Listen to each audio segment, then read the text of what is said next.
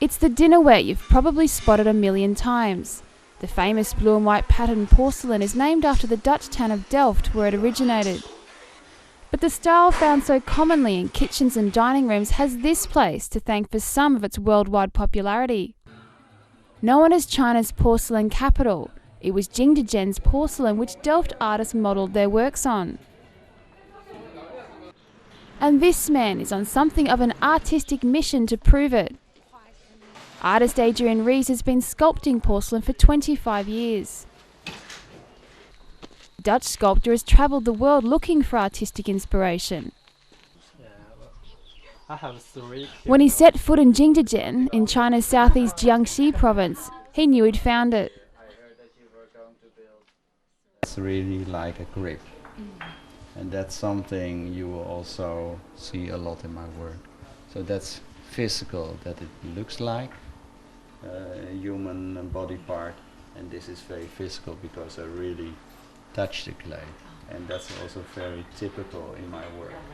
So you can find it back in many of my works. This is quite rough, but well, everything you can just see that they do it by hand. So when I'm sculpting, I don't like to use tools. The only tools I really like to use are my own fingers. And that you can clearly see back in the piece. So. But there is no place on earth that changed me so much and influenced me so much as Jingdezhen. And it takes more than a lifetime to see everything in this, for Chinese standard, small town. Because there are thousands and thousands of possibilities what you can do in ceramics, especially in porcelain. And every corner I take and every new street I find in Jingdezhen, I find new ceramics and new workers and new craftsmen. And it's unbelievable, it's such a source of possibilities. In 1602, the Dutch trading company VOC was founded, bringing Chinese porcelain, spices and tea to the Netherlands. Soon, Jingdezhen porcelain started giving local craftspeople a run for their money. So in order to stave off any foreign competition, local potters started imitating Jingdezhen's artists. The result? Delft blueware became the most popular European porcelain around. And like Jingdezhen, Delft was soon crowned a porcelain capital, only in this case with Europe as their domain. It's the cultural legacy which Jingdezhen has given Delft which Adriaan wants to celebrate. In 2006, he set about setting up a meeting between the two cities. So I went back to Holland and I tried to contact the city of Delft, but in the beginning nobody was interested. It was really difficult to get to speak to the right persons in the city because they never thought about it in Delft. And it was like a forgotten story that Delft blueware was an imitation of the Jingdezhen porcelain. But in 2010, his efforts finally paid off. The mayors of Delft and Jingdezhen signed a sister city agreement. An exhibition to celebrate both styles has now been set up. The Blue Revolution at the Imperial Porcelain Museum in Jingdezhen shows collections from both cities. This room is like transportation. It's like a boat, and you hear the sound of the sea and the boat. And it's like that ceramics are going from China to Holland or from Holland to China.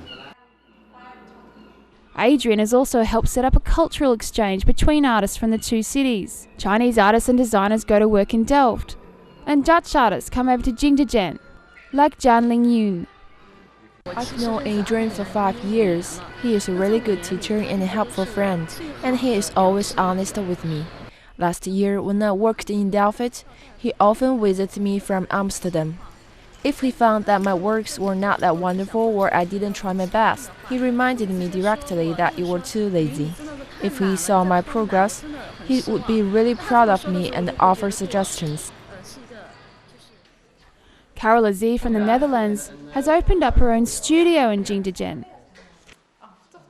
inspiration through him to start my own studio here. Yes, because he was already here working in his own studio. And I was staying at the Artist in Residency, the pottery workshop. It's over here as well. And Adriaan basically showed me, well, you can also do it on your own. Yeah, so that's how I came. Next, the year after that, I came back and I rented my own studio. Always on the lookout for inspiration, Adriaan combines East and West in his work. Like this piece, which uses the likeness of famous Chinese general Guan Yu and Christian themes. For me, it was like a very typical traditional sculpture piece made in Jingdezhen, but high technique, but not beautiful for me. too wild but very well done. So I'm also impressed by it. And I thought, why did she give it to me? So what can I do with it? So I thought, I really want to tell a story about it, and I want to change it from east to west, and from a typical Jingdezhen sculpture to a typical Adriaan Rees sculpture.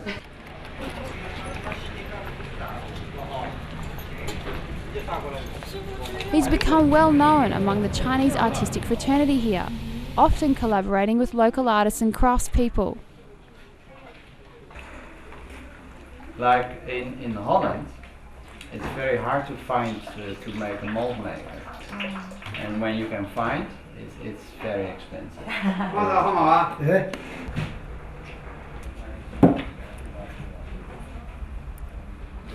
But here in Jingdezhen, the ceramic industry is fully running and fully intact.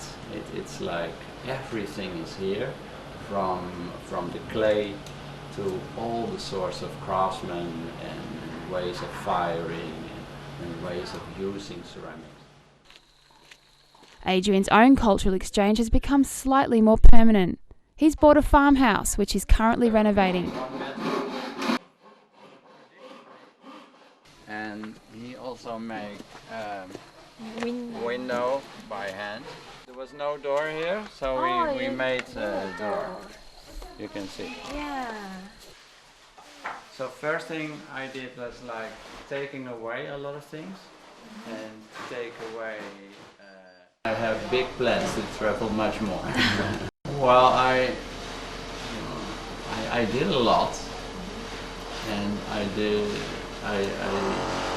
still have a lot of ideas, and I still have a lot of dreams, and I think that's something you should have, because otherwise your life is done and it's boring.